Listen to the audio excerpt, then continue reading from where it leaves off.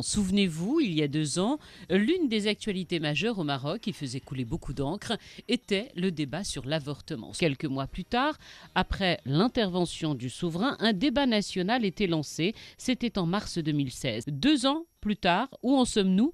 Où en est ce texte? Est-il entré enfin en vigueur ou pas?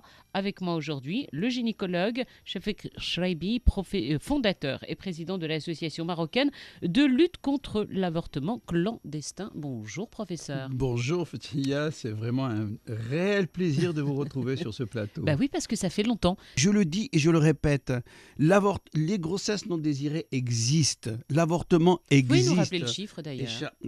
Je vous dis, il y a Ça au continue? moins, pareil, mais bien changent pas? entendu, ça ne changera pas du tout. On est à 600-800 avortements par jour. Bien entendu, il faut faire de la prévention pour réduire le nombre de grossesses non désirées. Quand une mère amène sa fille mineure de 13 ans dont on a abusé, ou sa fille qui est handicapée mentale dont on a abusé, ou encore une mère qui arrive avec une grosse malformation fœtale, un bébé qui n'a pas de tête, ou un bébé qui n'a ni membre supérieur ni membre inférieur, et on lui dit « Madame, on ne peut rien faire ». Mais ça, absolument, imaginez-vous, mettez-vous à la place de ces gens-là. Ce n'est pas possible. Donc, qu'est-ce qui a augmenté maintenant ?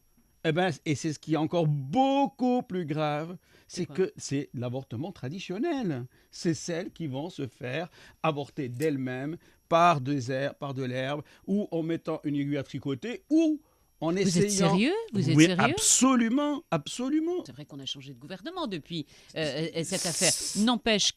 N'empêche que c'était sur des directives royales tout de même. Absolument, c'est ça justement la chose, c'est que c'était sur des directives royales, donc vraiment des très hautes directives. Ça a été adopté en conseil de gouvernement, et maintenant c'est au président du Parlement qui doit normalement nommer, je pense, moi je ne suis pas politicien, mais en tous les cas qui doit nommer une commission qui doit discuter ce projet de loi. Franchement, quand Sa Majesté avait intervenu, tous les partis politiques m'ont contacté. Tous les partis politiques étaient prêts à faire quelque chose. Oui. Et puis, une fois que ça a été... Tout s'est étouffé, maintenant, ça s'est un peu oublié. Tout est oublié. Il va falloir réveiller tout ça. Il va falloir réveiller tout ça. Et c'est l'objectif de mon intervention avec vous, Madame Tria.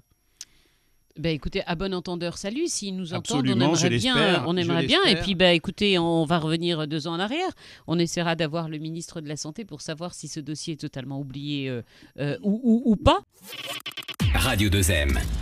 Radio 2M. Radio 2M.